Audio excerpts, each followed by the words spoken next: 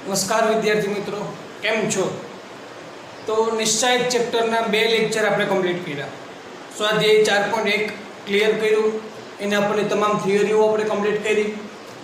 हवे खूब ज अगत्यनो टॉपिक, निश्चय चेप्टर माटे खूब ज अगत्यनो टॉपिक आपणे भणवा जई रह्या छीए। आज श्रेणिक चेप्टर में जेम आपणे प्राथमिक प्रक्रियाओ भण्या, एलिमेंटरी ऑपरेशन्स ऑन मैट्रिक्स, जे प्राथमिक प्रक्रियाओ भण्या हता एवी ज कंईक प्रक्रियाओ, एवा ज कंईक गुणधर्मो आज आपणे भणवाना छीए। प्रॉपर्टीज ऑफ डिटर्मिनेंट्स, निश्चायकना गुणधर्मो। तो आपणे 5 થી 6 गुणधर्मो भणशुं, जेनी उपरथी आपणे निश्चायकनुं सोल्यूशन मेळववानुं थशे।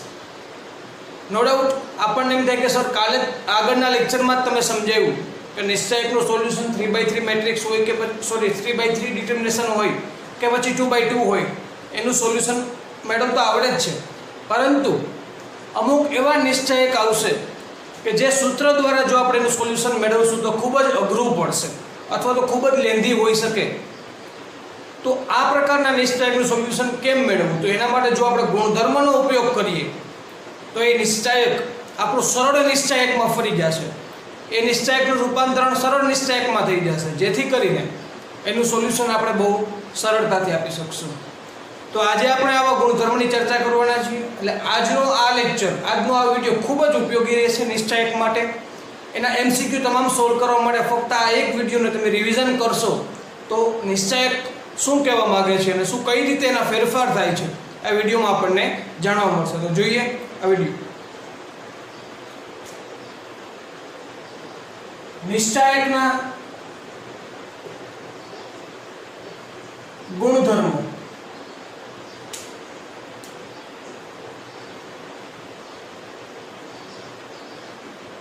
properties of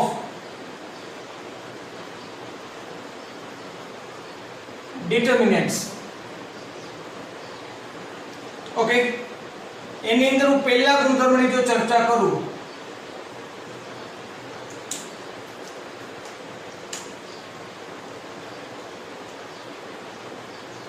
तो निश्चायकनी दरेक हार ने अनुरूप स्तंभ में रूपांतरण करता रूपांतरण करवानी प्रक्रिया ने श्रेणिकनी जेम ज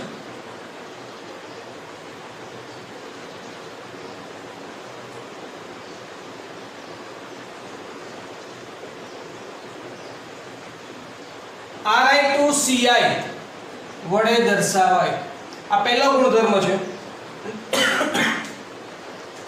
निश्चयकनी दरेक हारने तमे दरेक अनुरूप स्तंभमां रूपांतरण करी शको। आउ श्रेणिकमां आपणे बोलता परिवर्त श्रेणिक माटे दरेक हारनुं दरेक स्तंभमां रूपांतरण करीए तो श्रेणिक जे बने एने आपणे परिवर्त श्रेणिक कहेता। एवुं ज कंईक निश्चयकमां पण निश्चयकनी दरेक हारने अनुरूप स्तंभ, मानी लो के पहली हारनुं पहला स्तंभमां रूपांतरण, बीजी हारनुं बीजा स्तंभमां, त्रीजी हारनुं त्रीजा स्तंभमां। तो एवी रीते उलटું પણ બોલી શકાય કે દરેક स्तंभનું દરેક હારમાં રૂપાંતરણ કરવાની પ્રક્રિયા તો RI ચેન્જીસ ટુ CI, અથવા તો તમે એવું પણ લખી શકો કે CI ચેન્જીસ ટુ RI, આવું પણ લખી શકાય। આનો મતલબ એમ થયો કે દરેક હારનું દરેક स्तंभमां अथवा दरेक स्तंभनुं दरेक हारमां रूपांतरण करवानी प्रक्रिया અને આ બે સંકેત વડે આપણે એને દર્શાવશું। ओके, आ पहलो गुणधर्म છે। બીજી વાત મારે કરવી છે કે આ ગુણધર્મની અંદર મહત્વનો મુદ્દો બીજો કયો? ઉપરયુક્ત પ્રક્રિયા કરવાથી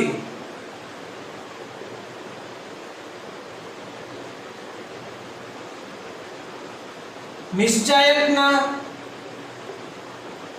મૂલ્યમાં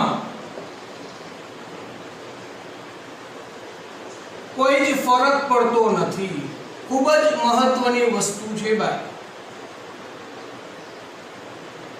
आपणे जे निश्चयक आपेलो छे ए निश्चयकमां हूँ फेरफार करूँ छूं। शुं फेरफार करूँ छूं? दरेक हारनुं दरेक स्तंभमां रूपांतरण करूँ छूं। તો આવું કરવાથી કંઈક નિશ્ચાયક બદલાઈ જશે.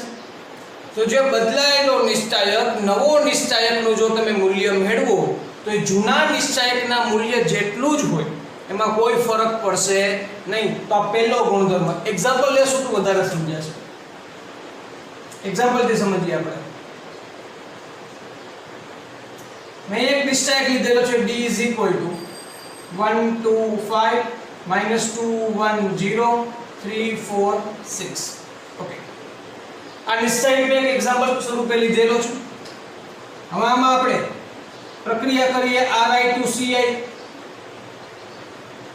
સોરી, પહેલા આ નિશ્ચાયકની કિંમત મેળવી લઉં.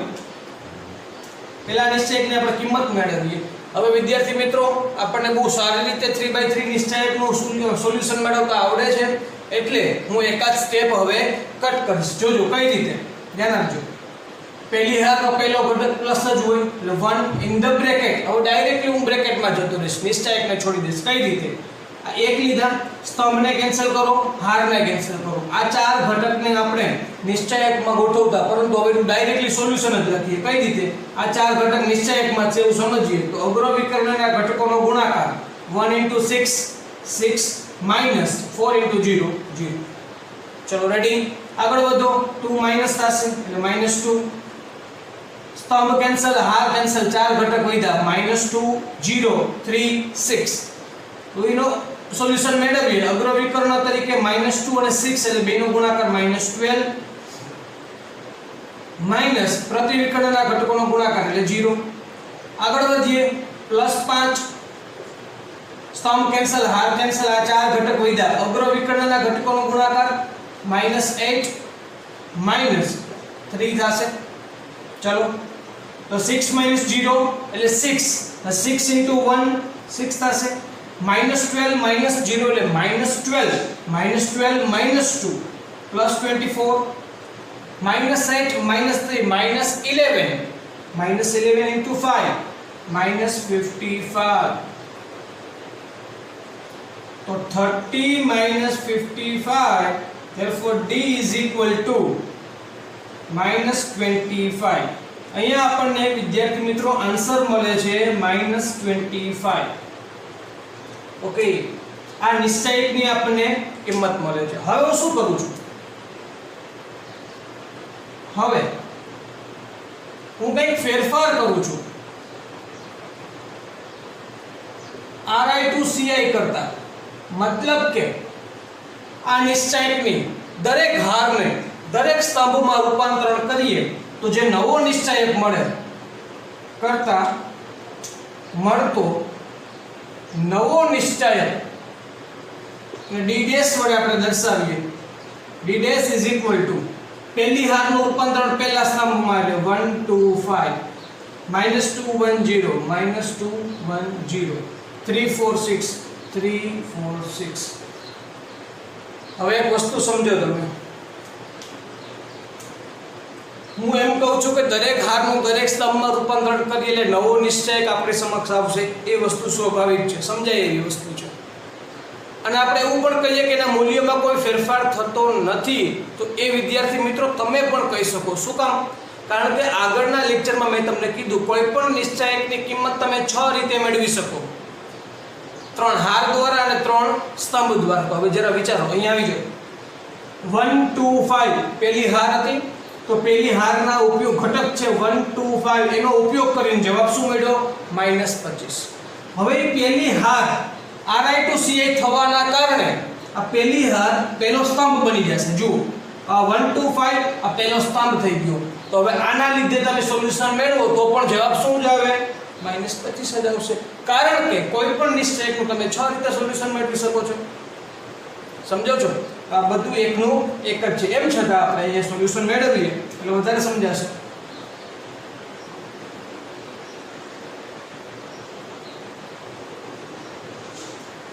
જોઈએ, પહેલા અહીંયા 1 ની શરૂઆત કરશું. 1 લઈએ, ઇન ધ બ્રેકેટ સ્તંભ કેન્સલ, હાર કેન્સલ, 6 * 1 6 -4 * 0 0.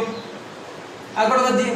અહીંયા માઈનસ આવશે, પણ આ ઓલરેડી માઈનસ તો છે જ એટલે -2.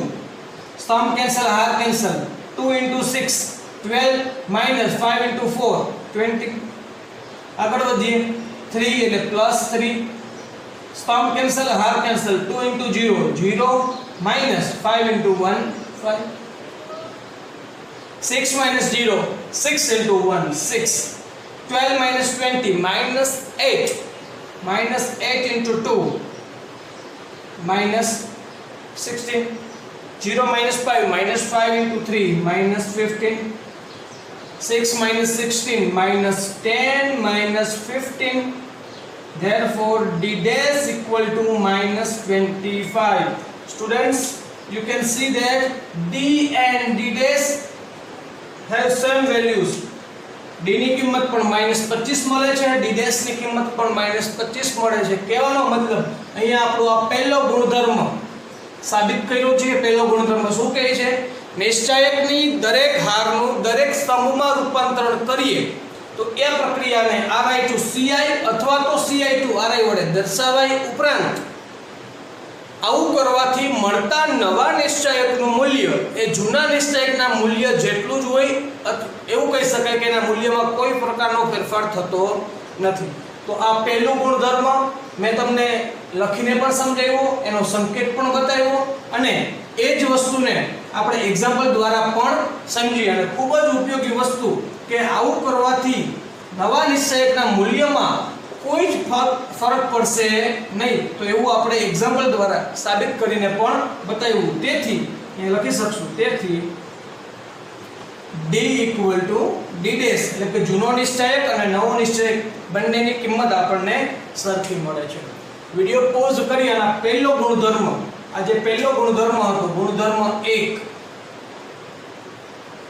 આ ગુણધર્મ 1 તમે વિડિયો પોઝ કરી અને નોટ ડાઉન કરી લો અને ધ્યાનથી સમજો ત્યારબાદ આગળ વધીએ એના બીજા ગુણધર્મો ઉપર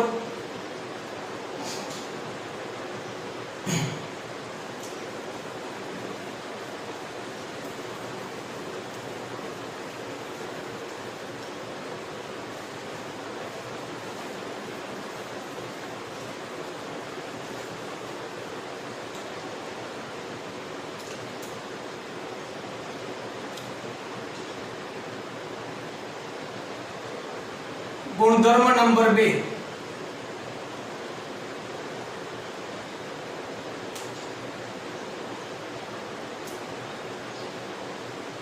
निश्चायकनी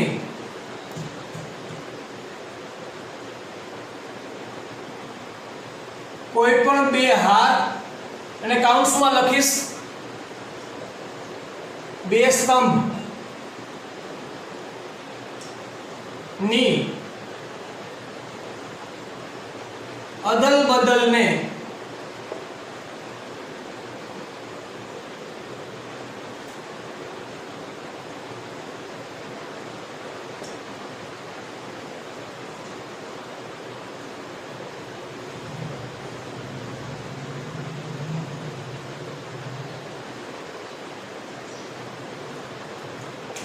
નિશ્ચયકની કોઈ પણ બે હાર લઈ લો અથવા તો કોઈ પણ બે સ્તંભ આની અદલ બદલ ને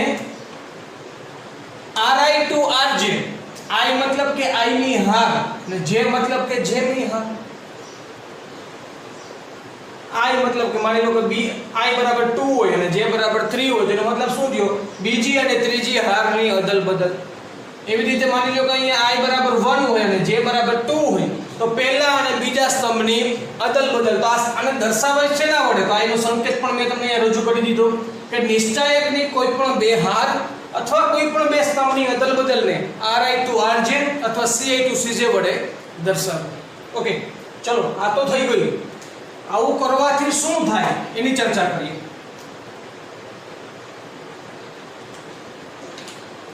ઉપરયુક્ત પ્રક્રિયા કરવાથી હું લખીશ તો ઉપરયુક્ત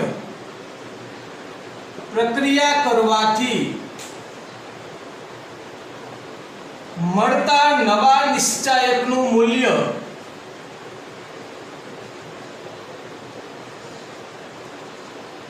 મળતા નવા નિશ્ચાયકનું મૂલ્ય d dash equal to minus d એટલે કે જૂના નિશ્ચાયકની વિરોધી સંખ્યા થાય. મતલબ કે જો જૂના નિશ્ચાયકનું મૂલ્ય 15 હશે તો આ પ્રક્રિયા કરવાથી નવા નિશ્ચાયકનું મૂલ્ય -15 થશે.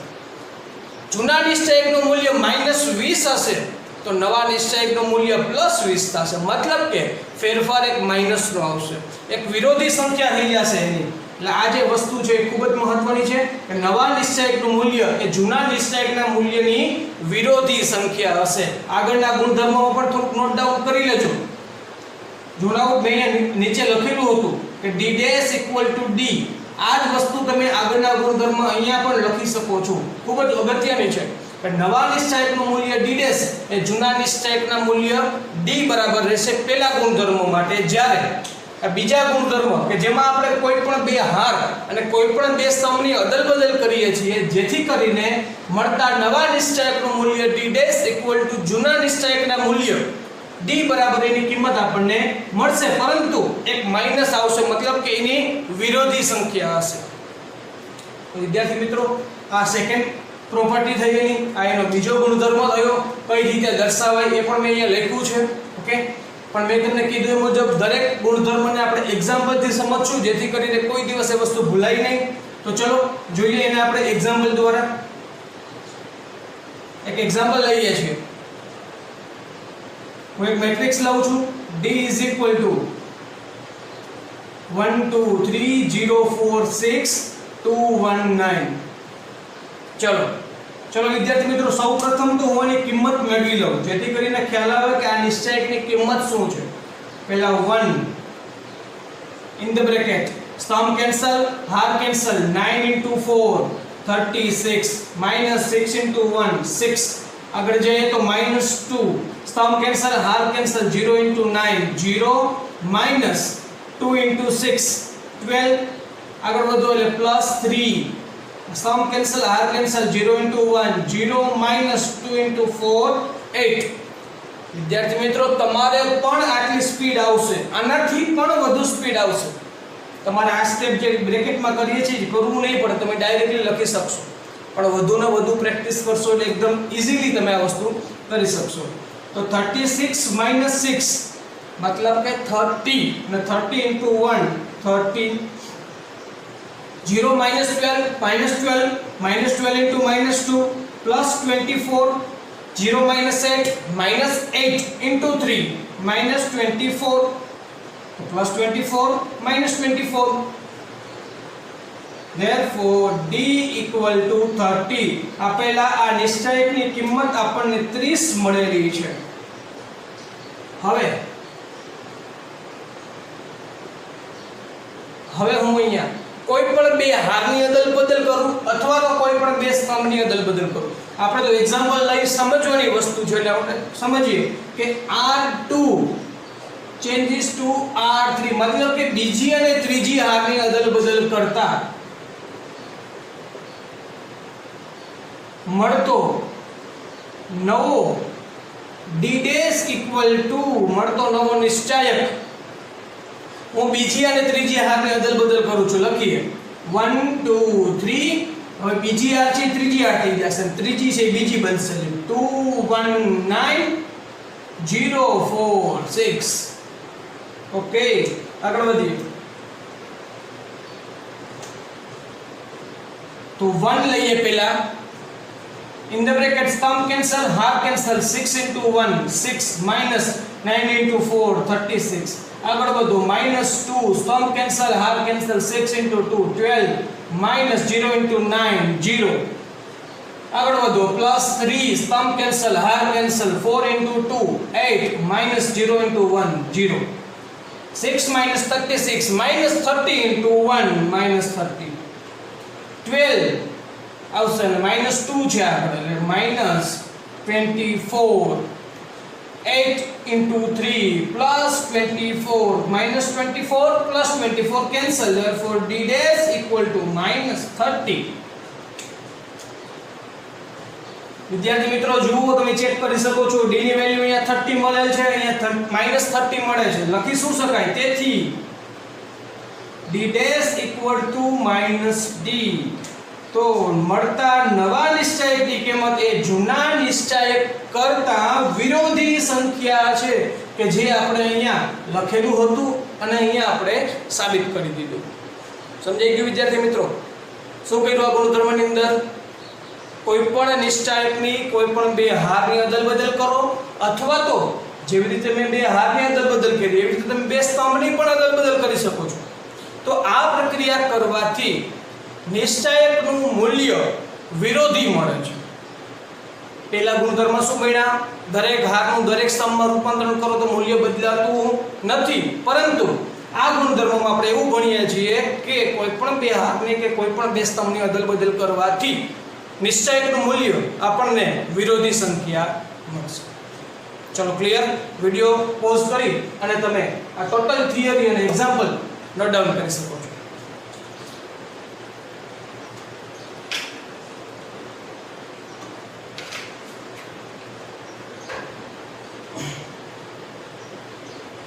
ચલો ત્યારબાદ એના ત્રીજા ગુણધર્મો ઉપર આપણે આગળ વધીએ.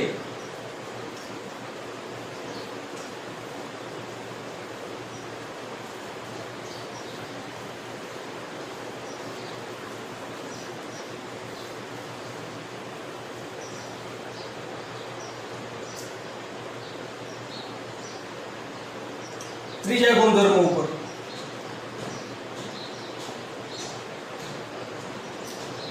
ત્રીજા ગુણધર્મ માટે નિશ્ચાયકની કોઈ પણ હાર કે સ્તંભ, નિશ્ચાયકની કોઈ પણ હાર કે સ્તંભના દરેક ઘટકને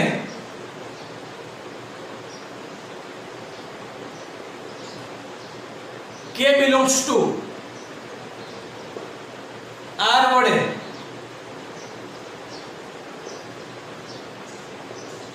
ગુણવાની પ્રક્રિયાને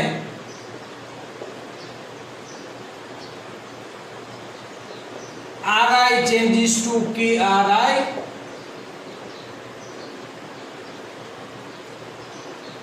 Ci changes to Kci વડે દર્શાવાય. એનો ત્રીજો ગુણધર્મ છે.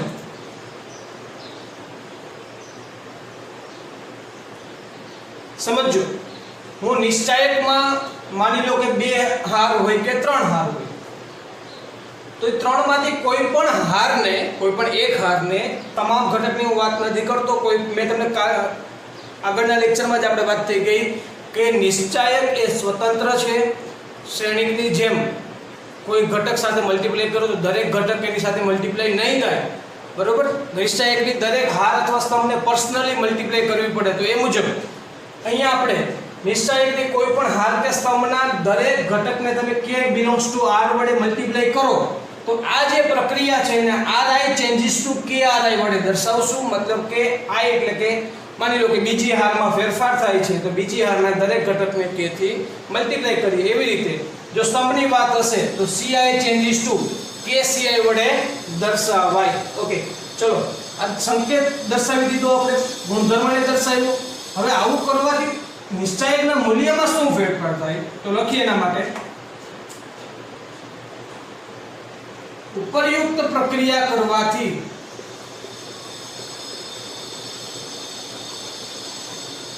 મળતા નવા નિશ્ચાયકનું મૂલ્ય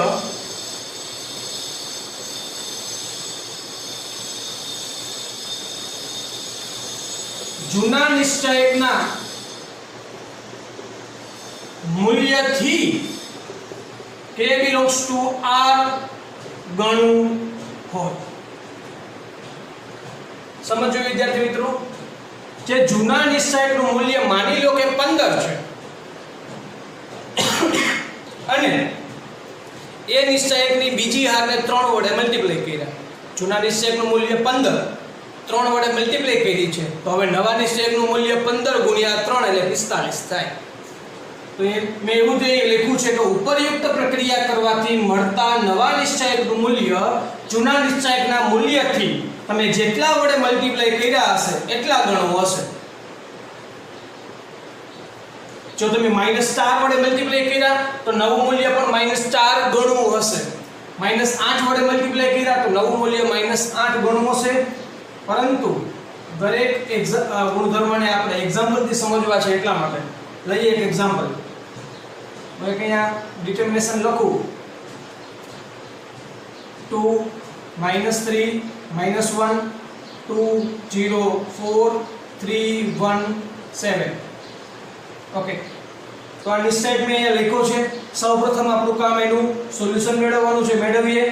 પહેલા 2 આવશે, સ્તંભ કેન્સલ, હાર કેન્સલ, 0 * 7 0 -1 * 4 4. અહીંયા માઈનસ આવશે પણ માઈનસ માઈનસ +3 થઈ જશે. સ્તંભ કેન્સલ, હાર કેન્સલ, 7 * 2 14 -3 * 4 12. આગળ વધો એટલે -1, સ્તંભ કેન્સલ, હાર કેન્સલ, 2 * 1 2 -3 * 0 0. તો 0 - 4 -4 * 2 -8 14 -12 2 2 * 3 6 ને 2 - 0 એટલે 2 -1 * 2 -2 -8 -2 -10 -10 + 6 એટલે -4. અહીંયા આપણને નિશ્ચયકની કિંમત -4 મળે છે. હવે શું કરશું આપણે? હવે ગુણધર્મ મુજબ નિશ્ચયકની કોઈ પણ હાર અથવા કોઈ પણ સ્તંભ, જોજો વિદ્યાર્થી મિત્રો, સ્તંભ અને હાર બંનેની ગુણધર્મ આપણે જોડે જ જોતા જઈએ છીએ અને કોઈ ફરક પણ નથી, બંને સરખા જ છે. હવે લખશું આપણે કે ભાઈ ત્રીજી હારમાં આપણે ફેરફાર કરીએ. R3 changes to, હું એને -3 થી મલ્ટીપ્લાય કરું છું. -3R3 -3R3 પ્રક્રિયા કરતા મળતો નવો નિશ્ચયક D' = ભાઈ નવો નિશ્ચયક શું મળશે જરા જોઈએ. પહેલી હારમાં કોઈ ફેરફાર નથી એટલે 2 -3 -1 2 0 4. આ ત્રીજી હારને -3 થી મલ્ટીપ્લાય કરો તો 3 * -3 -9 3 -3 * 1 -3 7 * -3 -21. ચલો હવે આપણે એનું વેલ્યુ મેળવીએ. પહેલા આવશે 2, સ્તંભ કેન્સલ, હાર કેન્સલ, 0 * -21 એટલે 0 -3 * 4 -12 પણ માઈનસ માઈનસ +12 થશે. આગળ વધીએ તો માઈનસ આવશે તો માઈનસ માઈનસ +3 થઈ જશે. સ્તંભ કેન્સલ, હાર કેન્સલ, 2 * -21 21 2 42 પણ -42.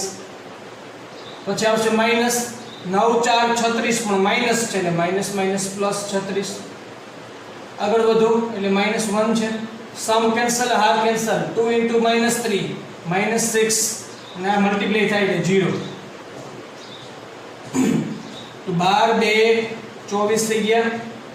-42 + 36 36 ને 4 40 ને 2 42 4 ને 2 6 એટલે -6 * 3 એટલે -18.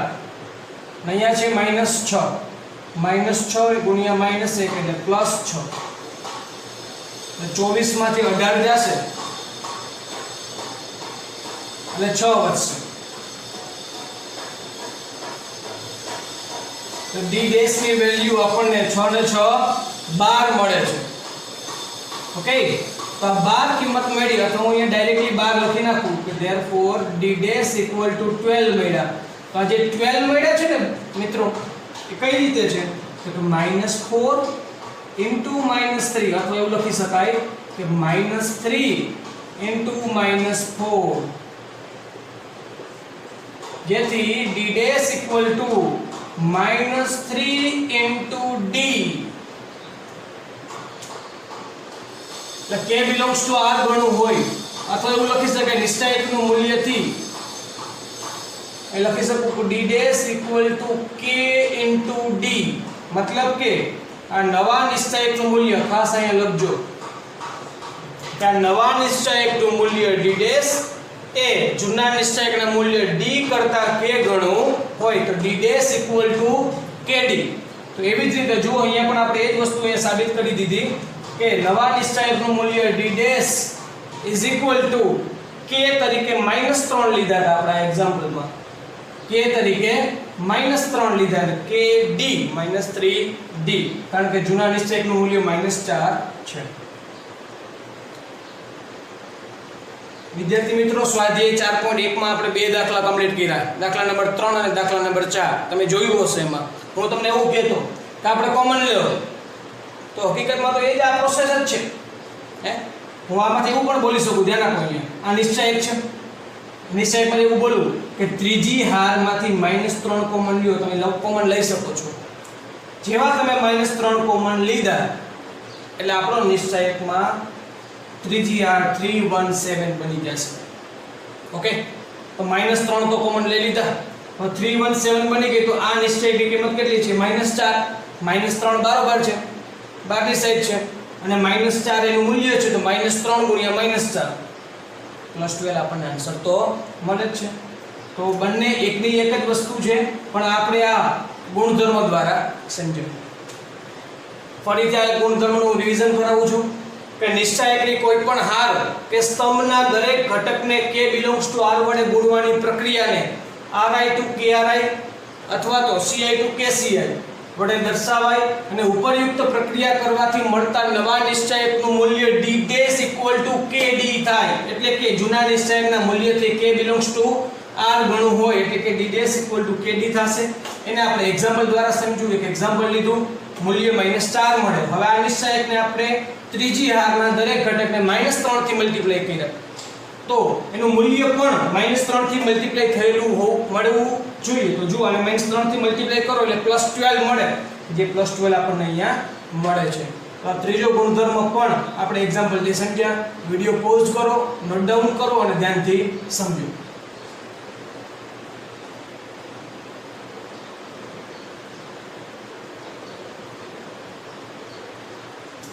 ત્યારબાદ આગળ વધીએ ગુણધર્મ નંબર 4 ઉપર.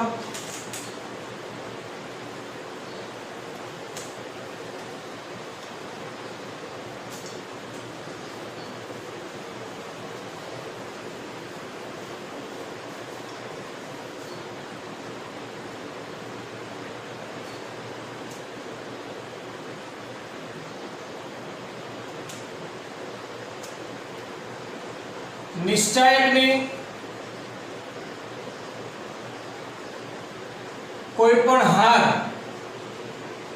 અથવા તો સ્તંભ ના દરેક ઘટકને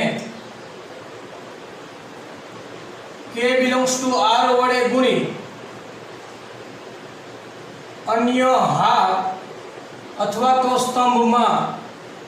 સ્તંભના અનુરૂપ ઘટકોમાં ઉમેરવાની પ્રક્રિયાને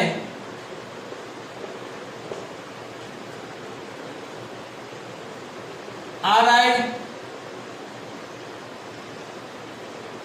changes to ri plus krj, ci changes to ci plus kcj વડે દર્શાવાય. ગુણધર્મ 4 છે.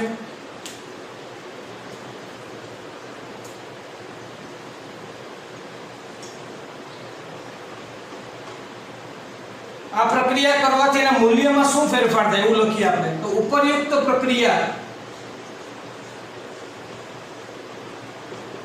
કરવાથી મળતા નવા નિશ્ચાયક ના મૂલ્યમાં કોઈ જ ફરક પડતો નથી. એટલે કે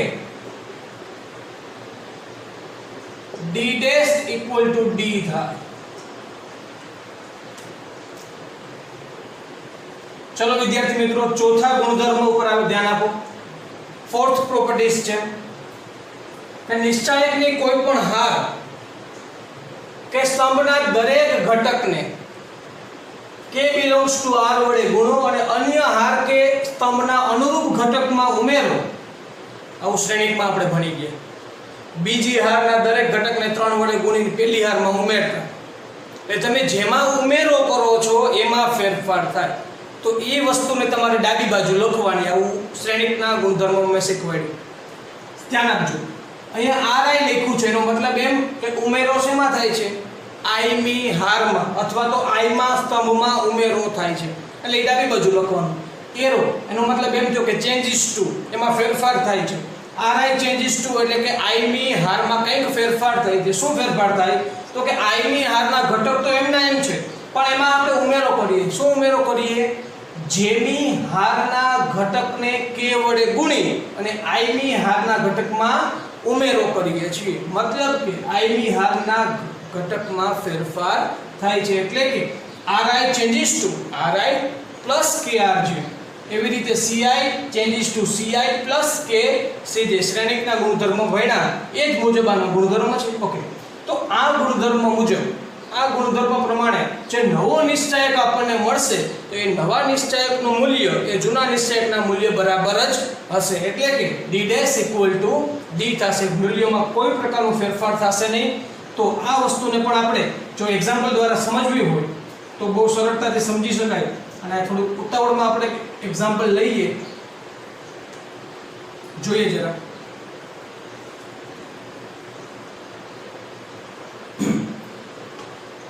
d is equal to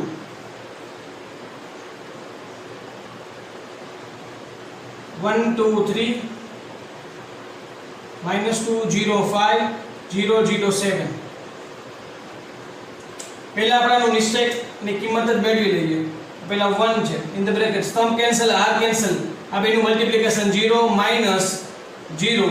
આગળ વધો એટલે -2, સ્તંભ કેન્સલ, r કેન્સલ, -2 * 7 -14 -0 * 5 0. આગળ વધો એટલે +3, સ્તંભ કેન્સલ, r કેન્સલ, આ બેનું મલ્ટીપ્લિકેશન 0 -0. આ તો 0 - 0 * 1 એટલે 0. -14 * -2 એટલે +28. ના તો 0 છે એટલે 0 થઈ ગયા. therefore d વેલ્યુ આપણને 28 મળે છે. જો વિદ્યાર્થી મિત્રો આ નિશ્ચયક છે, હવે શું કરું છું? આ નિશ્ચયકમાં કંઈક ફેરફાર કરું છું. હવે બીજી હારમાં ફેરફાર થશે. r2 ચેન્જીસ ટુ, બીજી હારમાં શું કરીએ છીએ આપણે કે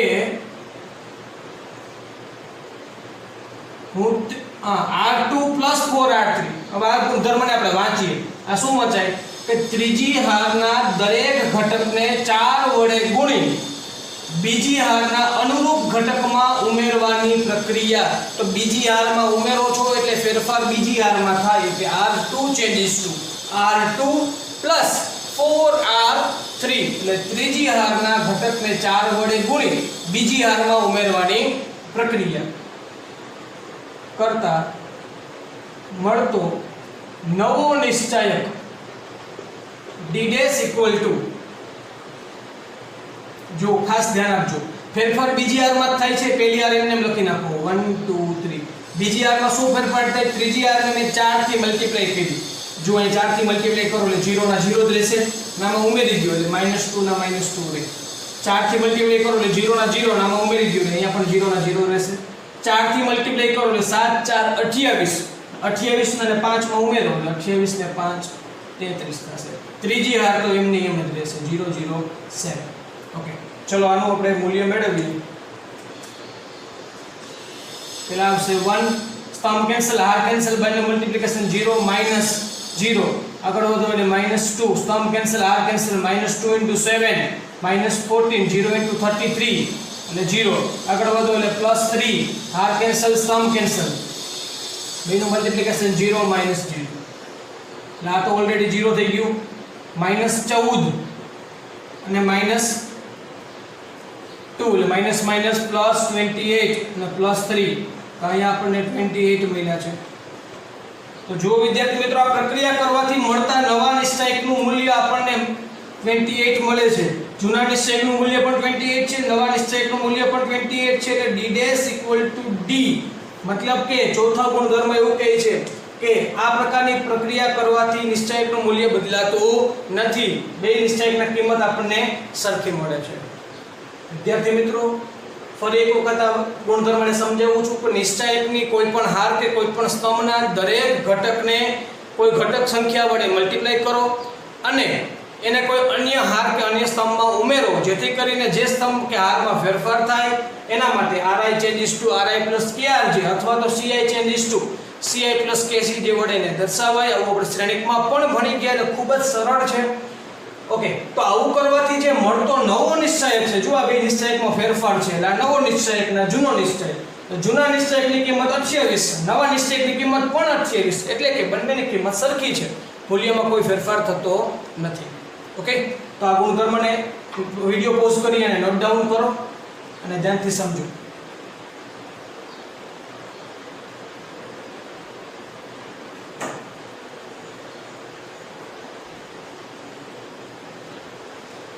चलो विद्यार्थी मित्रों, आगे बढ़ीए।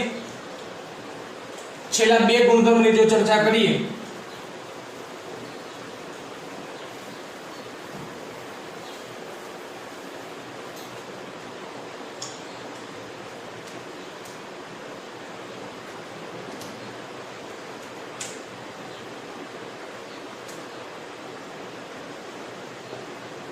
निश्चायकनी कोई पण बे हार कौंसમાં બે સ્તંભ ના અનુરૂપ ઘટકો સમાન હોય તો નિશ્ચાયકનું મૂલ્ય હંમેશા શૂન્ય જ મળે, એટલે કે d बराबर 0 જ થાય। તમને આપેલા નિશ્ચાયકની કોઈ પણ બે હાર સમાન છે અથવા તો બે સ્તંભ સમાન છે, તો એ નિશ્ચાયકનું સોલ્યુશન મેળવવાની કોઈ જરૂર નથી, એ નિશ્ચાયકની કિંમત મેળવવા જવાની કોઈ જરૂર નથી, કારણ કે હંમેશા એ નિશ્ચાયકની કિંમત 0 જ હશે। પણ ધ્યાન શું રાખવાનું, કોઈ પણ બે હારના અનુરૂપ ઘટકો સમાન હોવા જોઈએ अथवा कोई पण बे स्तंभना अनुरूप घटको समान होवा जोईए, तो ए निश्चायकनी किंमत हमेशा आपने 0 मळशे। आ गुणधर्मने पण जो एग्जाम्पल द्वारा समजवा जईए, तो एक एग्जाम्पल लઉં છું। d = 1 2 3 1 2 3 -2 7 3 4 રાખી દઈએ। ओके, चलो જોઈએ આગળ। तो 1 स्तंभ कैंसल, हार कैंसल, तो आ चार घटको दे निश्चायक में गोठवीए आपणे, बरोबर ने। हवे एक स्टेप ने कट करीए छीए, तो 2 * 4 8 -7 * 3 21 આગળ વધો, તો નો વારો આવશે ને -2। स्तंभ कैंसल, हार कैंसल, 1 * 4 4 -2 * 3 -6, पण ફોર્મ્યુલા ના માઈનસ એટલે માઈનસ માઈનસ પ્લસ +6 આવશે। આગળ વધો એટલે +3। स्तंभ कैंसल, हार कैंसल, 1 * 7 7 -2 * 2 -4 -4 8 -21 એટલે -13 6 + 4 10 10 * -2 -20 7 + 4 11 11 * 3 33 13 અને 20 એટલે -33 + 33। तो विद्यार्थी मित्रों, તમે જોઈ શકો છો અહીંયા આપણને નિશ્ચાયકની કિંમત 0 મળે છે, કારણ કે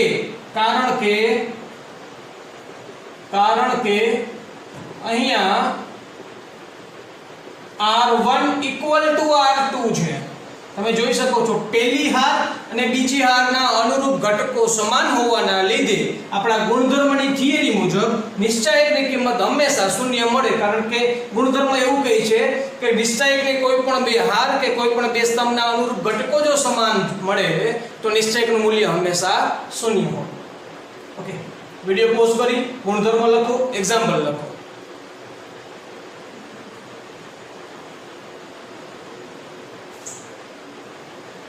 चलो ત્યારબાદ છેલ્લા ગુણધર્મની ચર્ચા કરવા જઈએ।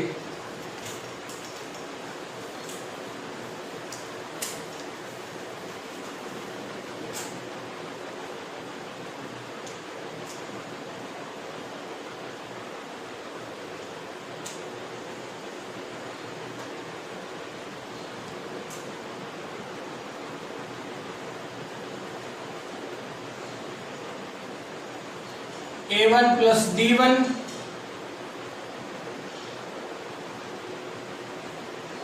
A2 plus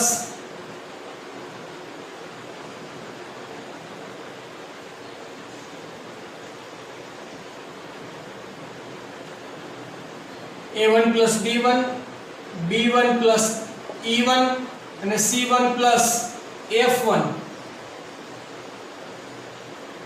એવી જ રીતે A2 B2 C2 A3 B3 અને C3 is equal to જો વિદ્યાર્થી મિત્રો જ્યારે પણ એવું કહે કે નિશ્ચાયકનું કિંમત વિસ્તરણ કર્યા વગર નિશ્ચાયકના ગુણધર્મનો ઉપયોગ કરીને મેળવવો ત્યારે આવા સંજોગોની અંદર આપણે આ તમામ ગુણધર્મોનો ઉપયોગ કરશું એમાંનો આ છઠ્ઠો ગુણધર્મ છેલ્લો ગુણધર્મ શું કહે છે કે જો આ પ્રમાણે નિશ્ચાયક હશે મતલબ કે પહેલી હાર જે છે એ બે ઘટકના સરવાળા સ્વરૂપે આપણને આપેલી છે બીજી હાર અને ત્રીજી હાર તો આ પ્રકારના નિશ્ચાયકનું આપણે બે નિશ્ચાયકના સરવાળા સ્વરૂપે આ નિશ્ચાયકને આપણે ગોઠવશું કઈ રીતે પહેલો નિશ્ચાયક પહેલો ઘટક લેવાનો એટલે A1 B1 C1 A2 B2 C2 A3 B3 અને C3 આ પહેલો નિશ્ચાયક થયો પ્લસ અને હવે બીજો નિશ્ચાયક તો બીજા નિશ્ચાયક તરીકે આ ઘટક બાકી છે લેવાનો D1 E1 F1 A2 B2 C2 A3 B3 અને C3 તો આ ખૂબ જ અગત્યનો ગુણધર્મ છે આની અંદર કોઈ એક્ઝામ્પલની જરૂર નથી પણ આ એક સ્વરૂપ ધ્યાન રાખજો કે જો આપણને આ પ્રકારનો નિશ્ચાયક આપે કે જેમાં પહેલી હારના ઘટકો બે ઘટકના સરવાળા સ્વરૂપે ગોઠવાયેલા હોય તો પહેલી હાર હોય બીજી હાર હોય કે ત્રીજી હાર હોય કોઈ પણ હાર હોય ના ઘટકો બે સરવાળા સ્વરૂપે ગોઠવાયેલા હોય તો તમે એને બે વિભાજિત કરી શકો બે નિશ્ચાયકના સરવાળા સ્વરૂપે એને તમે વિભાજિત કરી શકો છો તો વિદ્યાર્થી મિત્રો આજનો વિડિયો ખૂબ જ અગત્યનો છે કારણ કે નિશ્ચાયકના તમામ દાખલાઓ મોટાભાગના દાખલાઓ આ ગુણધર્મનો ઉપયોગ કરીને મેળવાશે ઉપરાંત જો એના એમસીક્યુની ચર્ચા કરીએ તો એમસીક્યુને સરળતાથી સોલ્વ કરવા માટે જો આપણને ગુણધર્મ કમ્પ્લીટલી આવડતા હશે તો એને આપણે એકદમ ઇઝીલી સોલ્વ કરી શકશું તો આ 6 ગુણધર્મની ચર્ચા કરી ઘણી બધી ટેક્સ્ટ બુક રેફરન્સ બુકની અંદર ગુણધર્મને અલગ રીતે આપેલા હોય સંકેતને પણ કંઈક અલગ રીતે આપેલા હોય અને એના દ્વારા થતા ફેરફાર જે છે એને પણ અલગ રીતે આપેલા હોય પરંતુ મેં આ 6 ગુણધર્મને તમને